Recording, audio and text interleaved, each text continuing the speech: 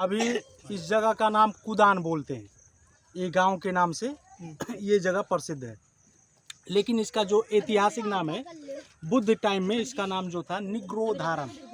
निग्रोधाराम ये पाली संस्कृत भाषा है। निग्रोध का अर्थ होता है बोधि वृक्ष को कहते हैं, जैसे बर पीपल। धाराम मतलब जहाँ भिक्षुक लोग बैठकर धाराम के साथ में आराम करते हैं। जैसे सिद्धार्थ गौतम जो थे वो जन्म लिए थे लुम्बिनी में। उन्होंने जीवन बिताया 29 वर्ष तक।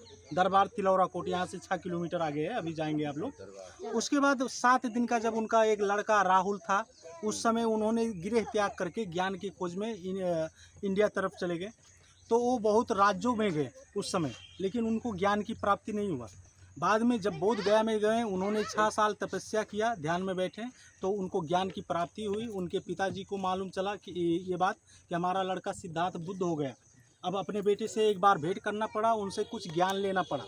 तो यहाँ से हजार सेना लेने के लिए पठाएं, लेकिन जो सेना लोग जाते थे सब बुद्ध भगवान का प्रवचन सुनकर सब भिक्षु हो जाते थे, कोई भी आपस नहीं आता था। ऐसे करके 9 बार उनके पिताजी ने पठाया 9000 सेना। सब सेना जाकर भिक्षु हो गया। उनके पिताजी दुखी हो गए, टेंशन में हो गए कि क्या बात है, हमारा लड़का भी नहीं है, हमारा सेना भी सब चला गया, कोई आपस नहीं आए। तो 10वें बार में बुद्ध के 2 बचपन के मित्र थे, कालूदय अमात नाम का मंत्री, छन्ना नाम का सारथी, रथ चलाने वाला, जो कंथक घोड़ा का नाम से छन्ना और कालूदय। तो वो दोनों गए। उस टाइम भगवान बुद्ध राजगीर में बैठे हुए थे। उधर एक बेलूबन ये पाली भाषा, बेलूबन मतलब बांस का बगीचा को बोलते हैं। उस बांस के बगीचे में भगवान बुद्ध 500 भिक्षुओं को प्रवचन दे रहे थे। उसी जगह पे जाकर वो दोनों उनसे भेंट किया, उनके पिताजी का मैसेज दिया। तो भगवान बुद्ध ने बोला, पिताजी से बोल दो हम भिक्षुक हो चुके हैं, हम दरबार में तो नहीं आ सकते, हमसे भेंट करना है तो हमारे लिए हमारे साथ में ये 500 लोग चेला लोग भी आएंगे, बोल दीजिए कहीं दूसरे स्थान पे व्यवस्था कर दे, हम वहीं पर आकर भेंट करेंगे, कुछ समय वहाँ पर बैठेंगे। तो कालूदय आकर महाराजा शुद्धोधन जी से उनके बेटे का मैसेज दिया। महाराजा शुद्धोधन जी ये निग्रोधाराम स्थल में 500 भिक्षुओं के लिए और बुद्ध भगवान को स्वागत करने के लिए विहार बना दिया। ये नेपाल का पहला बुद्ध विहार यही है, जहाँ बुद्ध ने ज्ञान प्राप्त करने के बाद पहली बार आकर अपने माता पिताजी से भेंट किए थे। उसके बाद यहाँ से फिर संदेशा पठाया गया। वहाँ से भगवान बुद्ध आते समय 45 दिन लगा था, 45 डेज पैदल यात्रा। जब उनकी छोटी माँ महाप्रजापति गौतमी जब वो सुन पाए कि हमारा लड़का सिद्धार्थ बुद्ध होकर इतने दिन बाद आ रहा है, मैं अपने लड़के को क्या दान में दूं, तो उन्होंने एक चीवर बनाया। चीवर मालूम है ना? हाँ। जो भिक्षु लोग कपड़ा लगाता है, अपने हाथों से स्पेशली अपने लड़के के लिए बनाया। जब बुद्ध भगवान यहाँ पर आ पहुँचे थे, उनके माता पिता ये राज्य के लोग उनके स्वागत में आए, लेकिन उनकी वाइफ यशोधरा नहीं आई।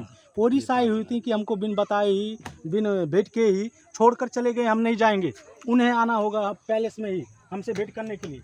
तो उनके माता पिताजी उनका स्वागत किया। उसके बाद ये जो जगह है, ये वाला, इधर एक बर का पेड़ था बहुत बड़ा सा, निग्रो ट्री, उसी के नीचे भगवान बुद्ध और 500 चेला लोग आकर उसी के नीचे बैठे। उनकी माँ ने आकर वो चीवर जो था दान में दिया, लेकिन बुद्ध भगवान ने स्वीकार न करते हुए, माता श्री ये मुझको पर्सनली ना देकर ये संग दान दो सबको, उसमें मैं भी आ जाऊंगा, आपको बहुत आशीर्वाद पुण्य ज़्यादा मिलेगा। तो उनकी माँ ने वो कपड़ा संग दान किया। इधर ये बिहार के ऊपर एक गोलाकार का है, उसका नाम अष्टकोण स्तूपा बोलते हैं। अष्टकोण मतलब 8 कोना, जहाँ भगवान बुद्ध अपने पिताजी से पहली बार भेंट किए थे और अपने पिताजी को मजीमा निकाय का 5 सूत्र ज्ञान में दिए थे, पंचशील ज्ञान उधर। उसके बाद उनके माता पिताजी दरबार में चले गए। दूसरे दिन क्या हुआ, भगवान बुद्ध और उनके चेला लोग सब अपने राज्यों से बैगरिंग करके मांग कर खा रहे थे। जब उनके पिताजी को मालूम चला तो वो दौड़ कर यहाँ पर आए, बेटा ऐसा मत करो, तुम राजा के लड़के हो, राजकुमार हो, ऐसे मांग कर खाओगे तो तुम्हारे पिताजी का ये राज का बेइज्जती होगा। तो भगवान बुद्ध ने बोला, अब हम आपके लड़के सिद्धार्थ नहीं है, राजकुमार नहीं है, भिक्षुक हो चुके हैं, हमारा धर्म यही है। तो उनके पिताजी वो सबको इनवाइट किए, आइए हम दरबार में ही भोजन दान देंगे, भोजन दान लेकर दरबार से खाइए। तो यहाँ से भोजन दान लेने के लिए दरबार में गए, वहाँ पर जाकर भोजन दान लिया, भोजन खाया।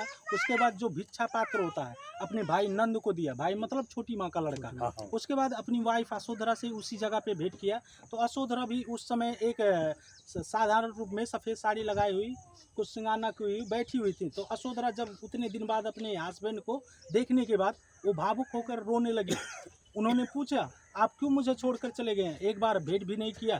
तो बोले हम जाते समय आए लेकिन आप लोग सोए हुए थे, हमने जगाना उचित नहीं समझा, एक क्षण देखकर उसके बाद हम यहाँ से गए थे।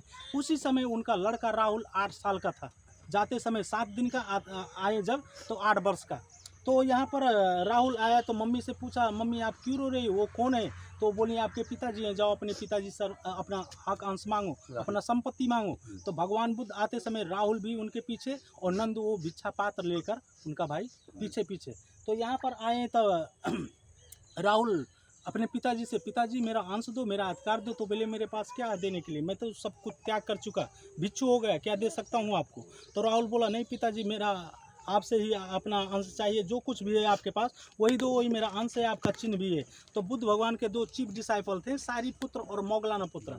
तो वो दोनों को बुलाए, बोले आप सबको मैंने जो ज्ञान दिया है सब राहुल को दो, उसका हक अंश वही है, मेरा चिन्ह भी वही है और मेरे पास उसको देने के लिए कुछ नहीं है। तो सारिपुत्र द्वारा राहुल को उस जगह पे ले जाकर, वो जो हाइट वाला है नहीं, उधर ही ले जाकर सारिपुत्र द्वारा राहुल को ज्ञान दिया गया, चीवर लगाया गया, बाल मुंडन करके राहुल को भी मंक बनाया गया। उसी जगह पे राहुल का केस जो था बाल मुंडन करके राहुल का केस उसी के नीचे रखकर स्तूप बनाया गया।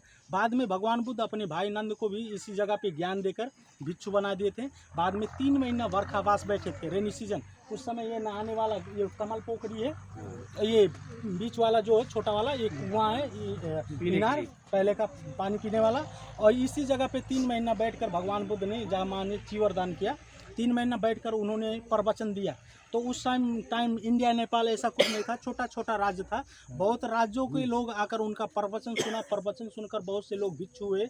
उसके बाद उनकी माँ भी उनका प्रवचन सुनकर बहुत खुशी हुई। उन्होंने भी रिक्वेस्ट किया कि हमको भी आपके संग में आना है, हमको भी अपने संग में ले लो।